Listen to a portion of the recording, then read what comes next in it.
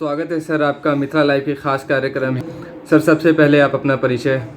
मैं doctor Mithilesh Singh, care Kilkari and IVF centre Darbhanga, Bihar से बोल रहा हूँ। सर कोरोना ने लोगों को एक चीज़ सिखा दी है कि टीकाकरण कुछ होता है, लेकिन जी। टीकाकरण क्या होता है, किस किस प्रकार का होता है, उस पर कुछ विस्तृत जानकारी दें। जी। एक्चुअली देखिए, टीकाकरण का दूसरी भाषा में इसको इम्यूनाइजेशन या वैक्सीनेशन भी बोलते हैं। आमतौर पे टीकाकरण में क्या होता है, जो माइक्रो ऑर्गेनिज्म होते हैं, किसी भी चीज़ के जो माइक्रो ऑर्गेनिज्म होते हैं, जैसे जो बीमारी होते हैं, उसी का हम लोग क्या करते हैं, जो किल्ड या कम पावर का बैक्टीरिया वायरस डालते हैं, उसके प्रति एंटीबॉडीज बनता है हमारे शरीर में, जिसके कारण हमको प्रतिरोधक क्षमता मिलती है, जिसको हम इम्यूनिटी बोलते हैं। ऐसे वैक्सीन जो होते हैं कम से कम 3 प्रकार के होते हैं।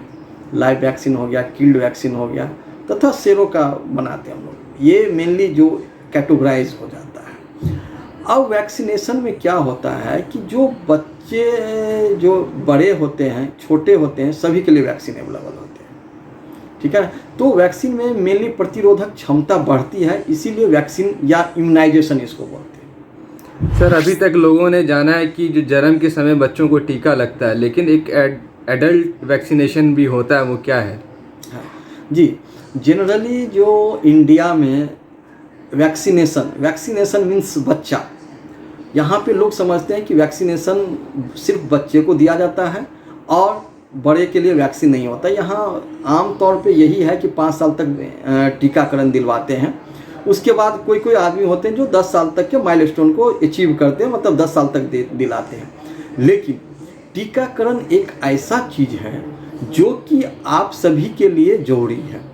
ये कोरोना ने सभी को सिखा दिया कि टीकाकरण क्या है। ये तीसरी वेव में अगर टीकाकरण नहीं होता तो हमारे देश में कैजुअलिटी काफ़ी ज़्यादा होती। ये शुक्र मनाइए कि सभी लोग 2 डोज ले चुके थे या काफ़ी सारे लोग 1 डोज ले चुके थे। इसी कारण से हमारे प्रतिरोधक क्षमता जो था ओमिक्रॉन के कारण काफ़ी बढ़ गया था, जिसके कारण ओमिक्रॉन जब आया भी तो हमारे पास ज़्यादा कैजुअलिटी हुआ नहीं। हाँ, कैजुअलिटी अवश्य हुई।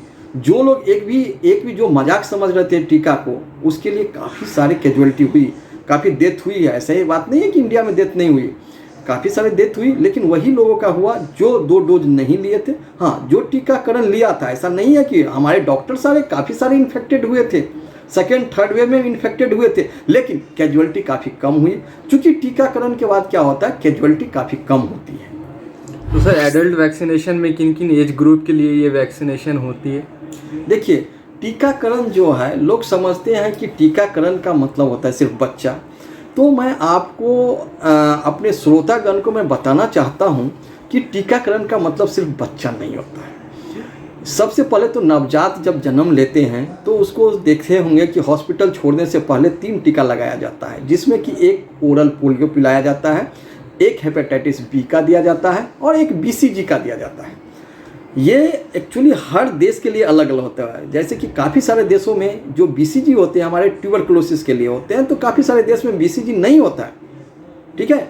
इसी प्रकार से 6 सप्ताह में, 10 सप्ताह में, 14 सप्ताह में हम लोग देते हैं, जिसमें कि डिप्थीरिया का देते हैं, ठीक है, निमोनिया का देते हैं। एक रोटा वायरस होता है जो कि लेट्रिन, जो सोचते होंगे कि पेट खराब, जो और आम भाषा में हम लोग बोलते हैं डायरिया, डिसेंट्री, उसके लिए देते हैं। उसके बाद 6 मंथ पे जब आते हैं हम लोग, तो इन्फ्लुएंजा, मतलब जो आप सीजनल सर्दी खांसी बुखार होता है, फिर 7 मंथ में भी वही देते हैं। 9 मंथ में जो पहले ये कहावत था कि सिर्फ हम मिजिल्स देते थे, लेकिन आजकल जो टीका हम देते हैं वो MMR होता है। MMR का मतलब हो जाए मिजिल्स, मम्प्स, रूबेला। आप पहले देखते होंगे कि लोगों को काफ़ी ज़्यादा यहाँ पे गलकंड हो जाता था, आजकल काफ़ी कम, रेयर मिलता है, क्योंकि आजकल वैक्सीनेशन का गवर्नमेंट भी काफ़ी अच्छा ड्राइव चला रखा है। उसके बाद बीच में 9 मंथ पे या 10 मंथ पे हेपेटाइटिस A का भी टीका होता है। उसके बाद हेपेटाइटिस B का, टाइफाइड का भी टीका होता है। तो इसी तरह से टीका जो है सबसे पहले बच्चे का होता है। उसके बाद युवा अवस्था, किशोरावस्था के लिए भी टीका होते हैं।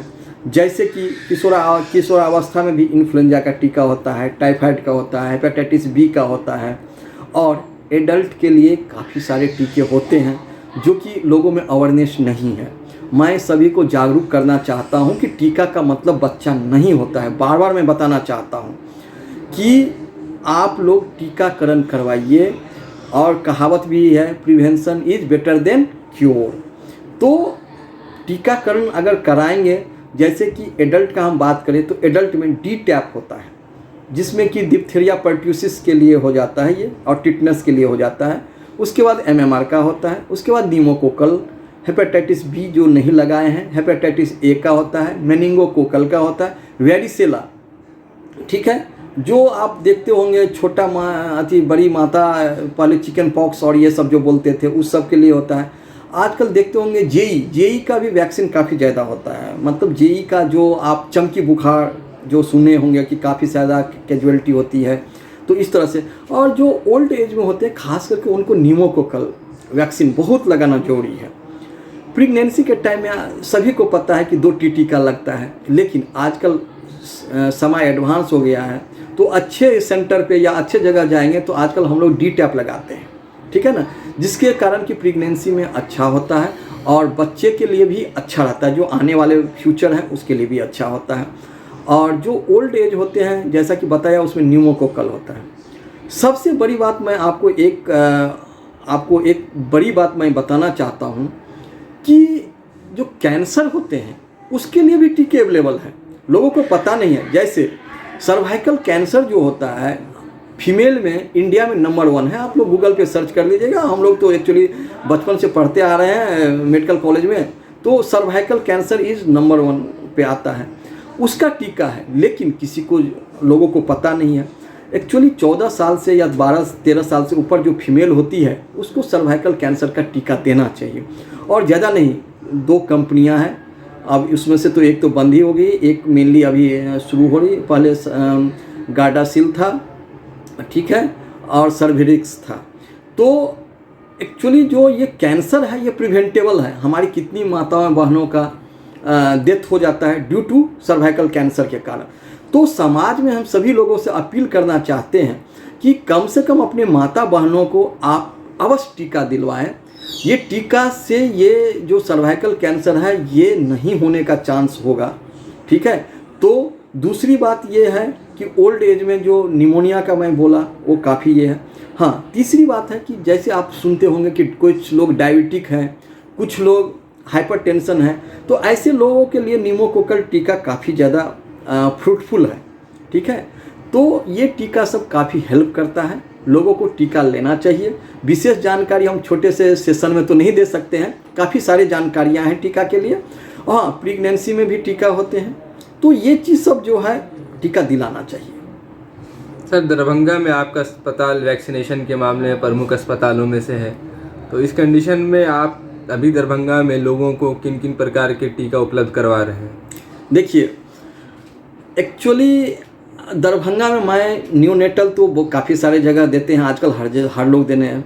मैं यहाँ न्यूनेटल का भी देता हूँ, युवा अवस्था वाला भी देता हूँ, किशोरावस्था भी देता हूँ, और एडल्ट का जो होता है सब, यानी एडल्ट वैक्सीनेशन से लेकर के न्यूनेटल से लेकर के एडल्ट वैक्सीनेशन हम देते हैं। दूसरी बात, चूँकि हमारा सोशल हमारा ये है कि मैं अपने ये सोशल रिस्पॉन्सिबिलिटी है हमारी, इसीलिए मैं कोई भी कंसल्टेशन चार्ज नहीं लेना चाहता हूँ, नहीं मैं लूँगा किसी आदमी से कंसल्टेशन चार्ज। मैं चाहता हूँ कि जो टीका जो आता है मैं उसी के इस पे लूँगा, मैं कंसल्टेशन चार्ज नहीं लूँगा, क्योंकि हमारी भी एक सामाजिकता है और सोशल रिस्पॉन्सिबिलिटी है। मैं चाहूँगा कि जितना लोग टीकाकरण ले, अच्छी बात है। सर, अगर फ़ायदों की अगर बात किया जाए एडल्ट वैक्सीनेशन की, जी, तो उनके क्या फ़ायदे हैं?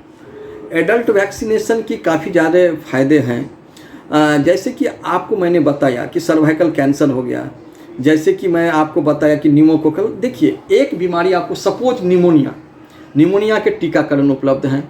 अगर निमोनिया हो जाता है किसी को तो क्या होता है कि आप 5 दिन आईसीयू में भर्ती हो गए, काफ़ी सारे खर्चे हो गए, आपके साथ साथ आपके फैमिली पेनफुल कंडीशन में जाती है।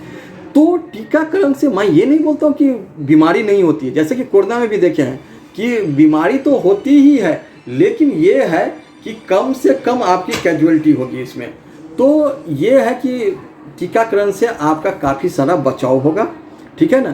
तो कोशिश करना चाहिए कि टीकाकरण अपने बच्चों को दिलाएं, खुद भी लें और अपने डॉक्टर से संपर्क करें, नज़दीकी डॉक्टर से संपर्क करें। अगर दरभंगा में है तो मैं आपके लिए हमेशा फ्री हूँ, जब भी आए मैं टीकाकरण के लिए बताऊँगा आप लोगों को, और मैं टीकाकरण के लिए आप लोगों को मोटिवेट भी करूँगा कि टीका लेना चाहिए, इससे काफ़ी सारे फायदे हैं, आप तो जान ही गए। धन्यवाद सर। Thank you.